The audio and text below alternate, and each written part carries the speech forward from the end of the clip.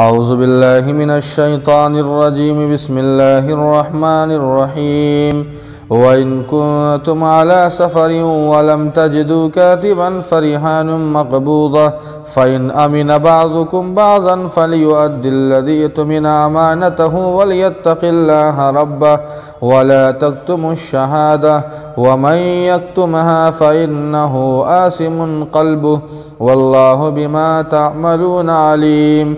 लिल्लाहि मा फ़िस समावाति व मा फ़िल अर्द व इज़ा तुब्दू मा फ़ी अन्फ़ुसिकुम औ तुख़्फ़ूहु युहासिबुकुम बिहिल्लाह फ़यग़फ़िरु लिमन यशाअ व युअज़्ज़िबु मन यशाअ वल्लाहु अला कुल्लि शैइन क़दीर।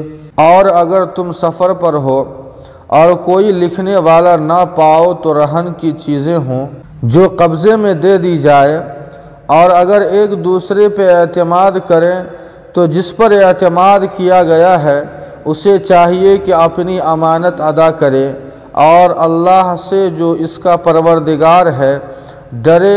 और तुम लोग गवाही छुपाया मत करो, जो गवाही को छुपाए उसका दिल गुनहगार है और अल्लाह तुम्हारे आमाल से बाखबर है। आसमानों और ज़मीनों में जो कुछ है सब अल्लाह ही का है।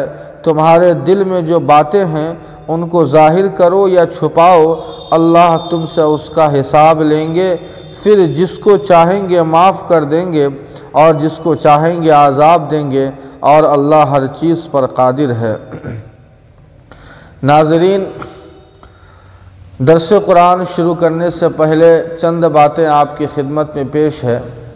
सबसे पहली बात तो ये है कि चूँकि दर्स कुरान का जो हमारा सिलसिला रमज़ान से पहले चल रहा था, रमज़ान आने की वजह से वो सिलसिला रुक गया था, और अब चूँकि रमज़ान ख़त्म हो चुका है, शव्वाल का महीना है, और अब वही दर्स कुरान का सिलसिला शुरू हो चुका है। आपसे गुजारिश है कि जिस तरह आपने अब तक इस चैनल मारिफ़ कासमी को साथ दिया है, इसी तरह देते रहें और दर्स कुरान से इस्तिफ़ादा करते रहें।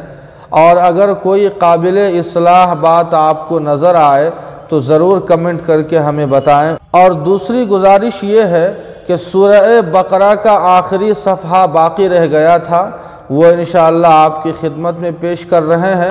नाज़रीन, इससे पहले का जो दर्स है आपने अगर देखा होगा तो मालूम होगा, अगर नहीं देखा है तो आप देख सकते हैं कि इससे पहले जो सफ़हा गुज़रा है वो कुरान पाक का सबसे बड़ा सफ़हा है, सबसे बड़ी आयत है, जो आयत मुदायनत कहलाती है, जिसमें उधार लेन देन के ताल्लुक़ से अल्लाह ताला ने 10-12 अहकाम बयान फरमाए हैं।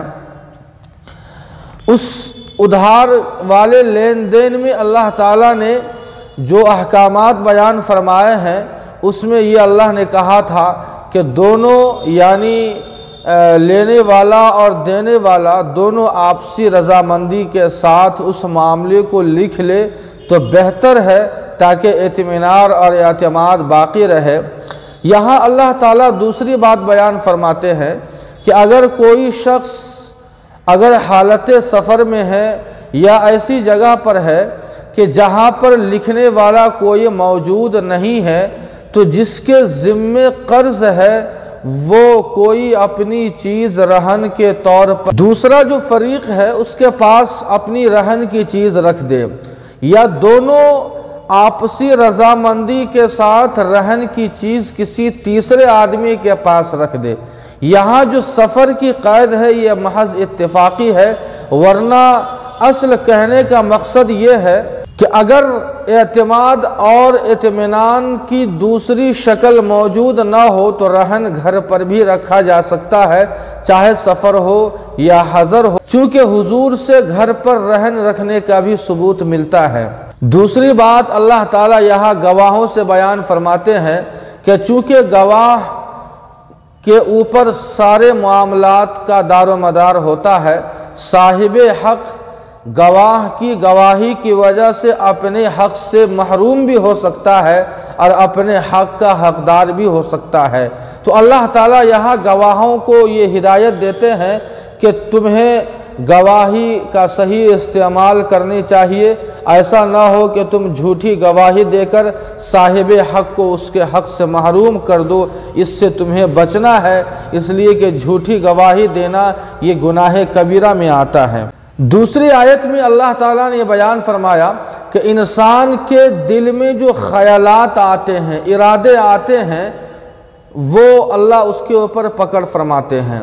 लेकिन जो इंसान के दिल में जो ख़यालात आ रहे हैं वो दो तरह के ख़यालात होते हैं।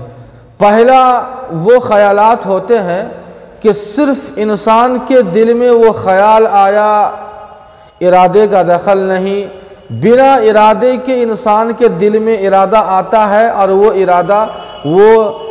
इरादा ख़त्म भी हो जाता है। अगर इंसान के दिल में अगर इस तरह के ख़यालात आए जिन ख़यालात में इंसान के इरादे को दखल नहीं है, बिना इरादे के ख़यालात आ जाए और वो चले भी जाए, उस पर इंसान अमल न करे, तो अल्लाह के नबी फरमाते हैं उसके ऊपर कोई मुआख़ज़ा नहीं है।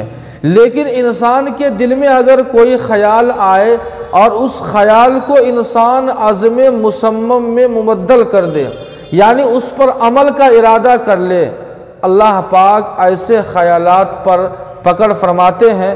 अल्लाह फरमाते हैं कि जिसे चाहेंगे अल्लाह माफ़ कर देंगे और जिसे चाहेंगे अल्लाह अज़ाब देंगे। अल्लाह हर चीज़ पर कादिर है। अल्लाह पाक हम सबों को बुरे ख़यालात और इरादे से हिफाजत फरमाए। वमा अलैना इल्लल बला।